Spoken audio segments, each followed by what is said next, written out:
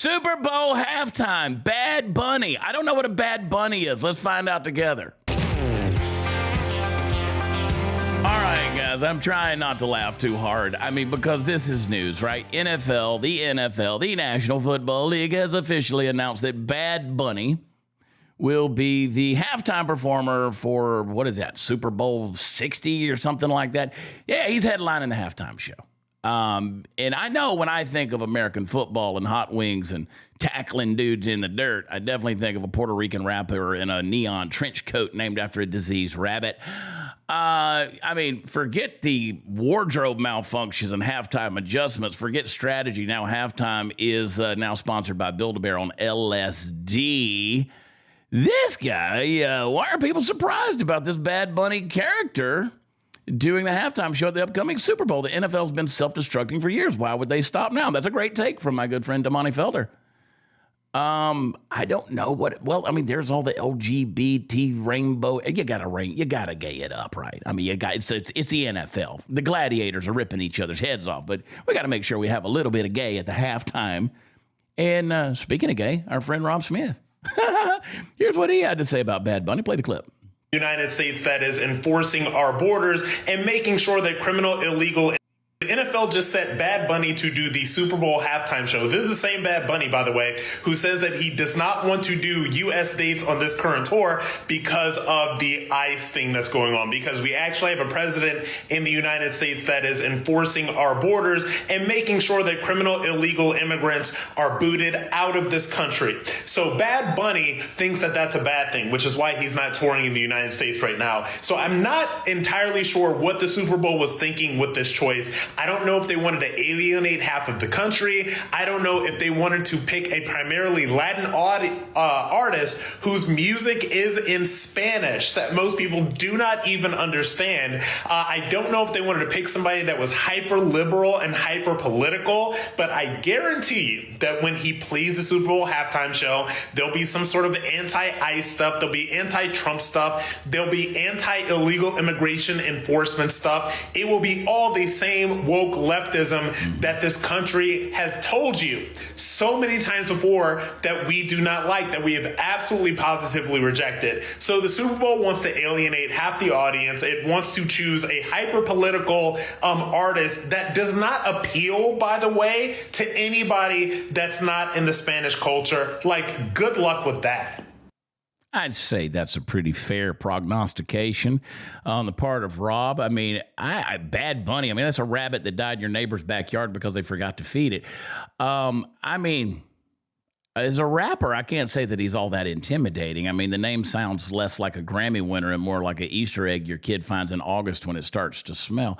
But you know, the commentary, all of this stuff, it's going to be ridiculous. I mean, can you picture Al Michaels trying to say this with a straight face? Ladies and gentlemen, the moment you've all been waiting for, Bad Bunny, live at the Super Bowl. I mean, nothing screams football like a cartoon rabbit gone feral. You know, let's be honest. I mean, this dude's wardrobe, and I can make fun of artists all day long because they set themselves up as an easy target.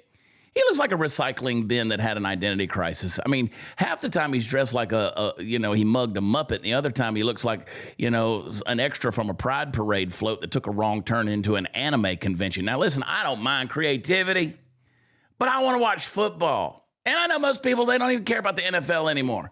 But I don't really care about what happens when Lisa Frank meets the Hunger Games here. And that's what is always being paraded in front of us every single year.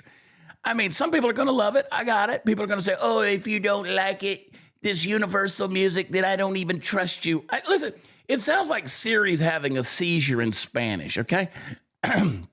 You don't sing along to Bad Bunny. You file an IT ticket. Half of America is going to be Googling Bad Bunny lyrics in English, while the other half is going to be pressing the, SAP button on the remote, hoping for some clarity. And it's all auto-tuned so heavy that you can't tell if it's him or Alexa that, Anyway, Roger Goodell. Yeah, because you can't just blame this stuff on the artistry, if you want to call it that, of Bad Bunny. No, this is brought to you by the man, the myth, and the mayonnaise in human form, Roger Goodell, the commissioner of the NFL. He looks like an assistant manager at a bank who gives you a pamphlet on Roth IRAs you didn't ask for, doesn't he? I mean, he doesn't look like... This is the dude who's made an art form out of getting booed. I mean, he's worse than Jerry Jones. He gets booed at the draft at every single year. In every city. He's the only man alive who can get booed in Cleveland, New York, Dallas, and LA at the same time. That's talent.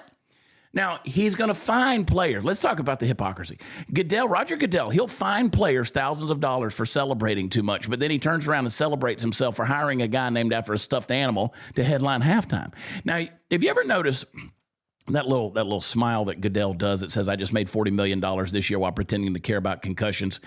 And here's where the roast really gets spicy on this deal. Is the NFL's dadgum obsession with identity politics. And it all lands on the shoulders of responsibility with this guy right here.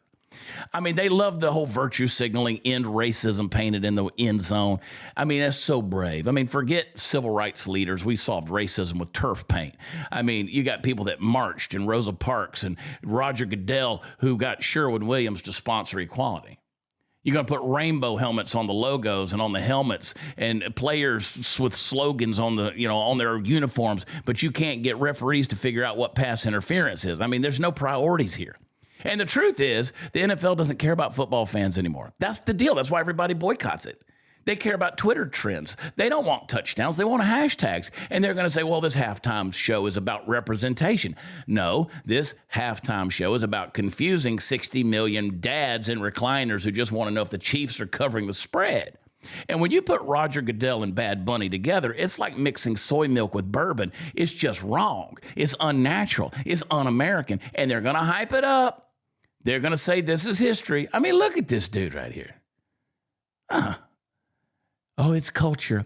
It's progress. No, this is pandering. This is cringe. This is when America takes their bathroom break. And you know what halftime used to be? It used to be good bands and cheerleaders, Tom Petty, maybe even Bruce Springsteen, who I can't care for either. At least he slid across the stage on his knees. Almost slid off, if you remember that far back. God, I'm getting old. But it was at least American. Now you got Bad Bunny screaming into an auto-tune box while Goodell claps off beat like a malfunctioning robot. And the fans are going to see right through it. Because they're not stupid. They know the league is pandering, but the NFL doesn't care. They got one audience in mind, and it's not the people in the stands, not the people at home, but the people who write the op-eds and stupid-ass things like Variety. The NFL cares more about impressing entertainment journalists than the guy in a jersey who just spent $400 on a seat behind a pole. So congratulations, Roger Goodell. You've officially made the Super Bowl halftime show the perfect metaphor for the NFL. Flashy, confusing, pandering, and completely out of touch with the actual game. Nobody wants to watch Bad Bunny. We don't want political slogans painted in the end zone. We don't even want Roger Goodell. We don't want him. You can have him. Just get us back to football. Real football with hard hits. Heads being just taken off of bodies. Some touchdowns, some rivalries, some girls cheering on the sideline, some tradition. I don't want Build-A-Bear the musical. So thank you, NFL, for, again, proving that you're going to ruin halftime constantly. Even the commercials suck now. And it makes me miss Maroon 5. And I've never said those words. But thank you for proving, once again, that you care more about trends and hashtags than you do helmets. And to Bad Bunny, good luck, brother. You're about to perform. Even though you said you didn't want to perform in America, you're going to do it because you're a hypocrite. You're going to do it in front of 120 million Americans, 90 million of whom will be in the kitchen making tacos. All right, make sure you're subscribed to my YouTube and my Rumble. Click like, leave a comment down below. Let me know how big of a big Bad Bunny fan you are. And make sure you share these little episodes. And join us on the Chad Prather Show Monday through Thursday at 11:10 a.m. Central. And for Before the Noise at 8/7 Central each weekday morning. Get my book. There it is. Born for Meaning. Get it on Amazon or bornformeaning.com. Can't wait. Can't wait for the halftime show. All right. I love you guys. I'll talk to you next time.